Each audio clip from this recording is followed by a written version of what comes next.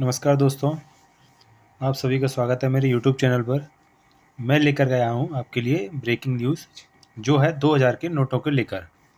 अभी हाल ही में आरबीआई ने 2000 के नोटों को लेकर एक बड़ा ऐलान किया है। उसने ऐलान किया है कि वह 2000 के नोट जो भी मार्केट में चल रहे हैं उनको वापस लेगी।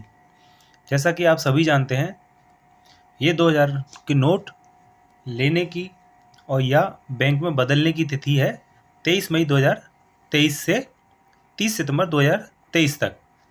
पर बहुत सारे सवाल फिर भी रह जाते हैं कि आपको कितना जमा कर सकते हैं या आप कितने रुपए एक्सचेंज कर सकते हैं बैंक से। तो इन्हीं सवालों के जवाब मैं लेकर के आया हूं।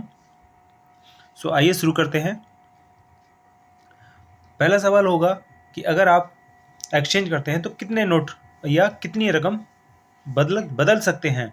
तो यह रकम है 20,000 एक बार में आप किसी भी बैंक में जाकर बदल सकते हैं। अब ऐसा क्यों किया गया, उसके लिए हम थोड़ा सा नज़र डालते हैं। क्योंकि जब नोटबंदी हुई तो हमारे मार्केट में नोटों की बहुत संख्या कम थी। अब उसको पूरा करने के लिए गवर्नमेंट ने क्या किया, 2000 का नोट जो बहुत बड़ी रकम थी उसको जारी किया और बाकी नोट कम थे। लेकिन आज के समय जब बाकी नोटों की संख्या जैसे 10, 50, 100 और 500 और 20 के नोट पूरी तरह से मार्केट में आ चुके हैं और इस तरह की कोई कमी नहीं है, तो आरबीआई ने निश्चय किया कि वह सारे नोट वापस लेगी। जैसा कि हम जानते हैं 2019 में आरबीआई ने 2000 के नोटों की छपाई बंद कर दी थी और आपको यह भी जानकर हैरानी होगी 90% नोट आरबीआई पहले ही वापस ले चुका है। मार्केट में केवल 10% नोट ही बचे हैं जो चलन में हैं। तो आपको पैनिक होने की ज़रूरत नहीं है।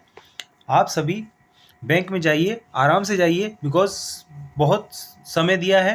आप आराम से उनको नोटों को बदल सकते हैं और आपको अगर दिक्कत हो रही है तो आप बैंक जाइए और सिर्फ उन नोटों को जमा कीजिए। अब सवाल यह आता है, क्या नोटों को जमा करने पर कोई चार्ज लगेगा? जी हाँ, बिल्कुल लगेगा। आइए जानते हैं चार्जेस के बारे में। तो पहला बैंक आता है एसबीआई। एसबीआई में आप 3 cash deposit free of cost कर सकते हैं अगर आपका उस बैंक में बचत खाता है। इससे ऊपर आप जमा करते हैं तो आपको देने होंगे 50 रुपये प्लस जीएसटी। शाखा के अलावा आप किसी और बैंक में जाकर जमा करते हैं, यानी कि आपकी शाखा के अलावा दूसरी बैंक में, तब आपको 2 लाख तक कैश डिपॉजिट कर सकते हैं। अब बारी आती है दूसरी बैंक की, आईसीआईसी बैंक।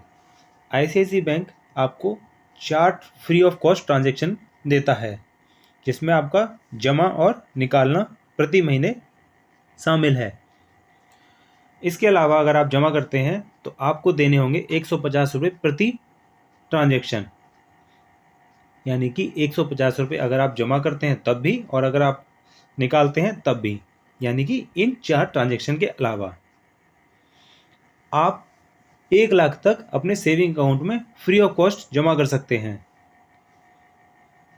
अगर आपकी होम शाखा नहीं है, यानी कि जहाँ पर अकाउंट है वहाँ नहीं, आप कहीं और जमा कर रहे हैं, तो आईसीआईसीआई आपसे 5 रुपये प्रति 1000 की दर से लेगा। यानी कि अगर आप 1000 रुपये जमा कर रहे हैं तो आपको 5 रुपये देने होंगे। अगर आप 2000 जमा कर रहे हैं तो आपको देने होंगे 10 रुपये। इसी दर से वह आपसे चार्ज लेगा।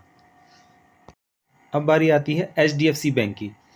एचडीएफसी भी आपको 4 ट्रांजैक्शन फ्री देता है जिसमें आपका जमा और निकासी शामिल है।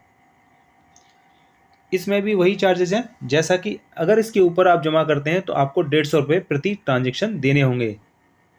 आप महीने में 2 लाख तक प्रति महीने जमा कर सकते हैं। अगर इससे ऊपर जमा करते हैं तो इसमें भी आपको 5 रुपये प्रति 1000 की दर से देने होंगे। आप सभी समझदार हैं। अगर आपसे कोई कहे कि मेरे हिस्से का कैश जमा अपने अकाउंट में कर लो, तो ध्यान रहे आरबीआई ने सभी बैंकों को अधिकार दे रखा है कि अगर उनको कोई भी जमा पाया गया कि वह संदेशपद है, यानी कि शंका है कि यह पैसा उसका नहीं किसी और का जमा कर रहा है, तो वह इसकी रिपोर्टिंग आरबीआई को कर सकते हैं। तो ध्यान रहे, आप अपनी मेहनत का पैसा ही जमा करें, दूसरों का नहीं। धन्यवाद। अगर आपको मेरा चैनल पसंद आए, मेरी जानकारी अच्छी लगे तो सब्सक्राइब कर देना और लाइक भी कर देना।